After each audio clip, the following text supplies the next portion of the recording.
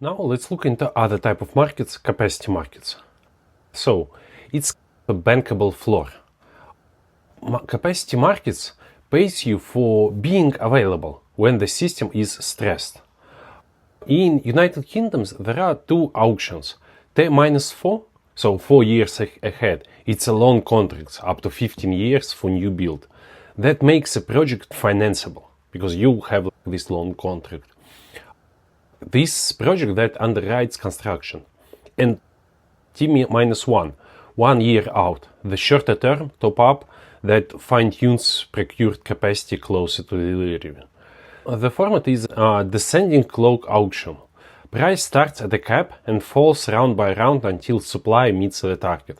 Then everyone clears at that final price. Think of it as a country buying insurance for keeping the light on. And like all insurances, the premium comes with obligations. The check is not free money. Holding a capacity agreement means that when the system operator declares a stress event, you must deliver your committed megawatts. Fail and you face penalties. Capped but real. On top of the revenue you already lost. And remember from lesson 3, there is exactly why availability guarantees exist. You must also provide capability through performance demonstration, not just say, I can do it. So, read capacity agreement the way you would read any insurance contract you just sold. The premium is certain. The claim, when it comes, arrives on the worst evening of the year with everyone will be watching you. And bankable doesn't mean flat. Let's look at Britain clearing prices history. As low as about £18 per kilowatt year in early auctions, you can see it here. Then a high plateau, 63, 65, 60 pounds for delivery year. And the last one that was just recently cleared with a price of 27 pounds per kilowatt year. And what it means that every year for every gigawatt of capacity you will receive this amount of money. So it's floor cap, and we'll look into how it's structured a little bit later. And also T1 results you can see over here. So you see these results was on March 2026 published.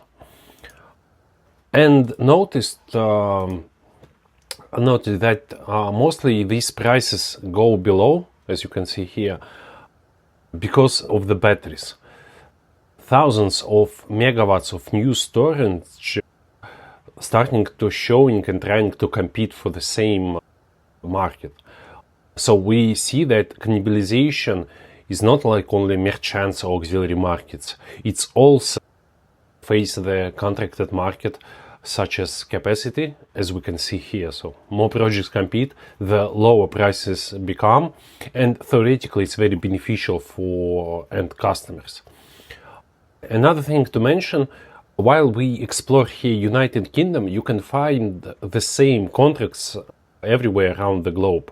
This is just one of many examples in UK, and it's very recent one. You can see how evaluate the contract as BESS operator or from the government perspective. Another thing that we should always consider in capacity, that capacity market doesn't pay you by nameplate. They actually adjust it. So as you see here, the number, for example, 18 is power. It's kilowatt, not kilowatt hour. You can ask yourself a question like, how I compare 4-hour system or 10-hour system, or everyone will just build 1-hour system, the most cheapest one, and will get this money. In United Kingdom, there is a derating factor by duration. So as you can see from the last auction, if you have like storage duration 2 hours, your derating coefficient will be 21%. What it means? If you bid, for example, 50 megawatt, 100 megawatt hours per project, and you was awarded, you actually will be paid not by the 50, but 50 multiply 0.21. So for around 10 megawatts, and you will need to deliver this 10 megawatts. So the rest will be just your buffer for other markets, and you will be paid just for 10 megawatts, 20 megawatt hours. If we are coming further, like 4 hours, it will be 42%. And if you have 8 or longer, so you can use like 48%. So you can see utilities put additional incentive for longer duration projects. The logic behind those percentages worth maybe to talk a little bit. Derating approximates your equivalent firm capacity, the contribution the system can statistically expect from you across a stress event. If stress events tend to run longer than your duration, you can only cover part of them.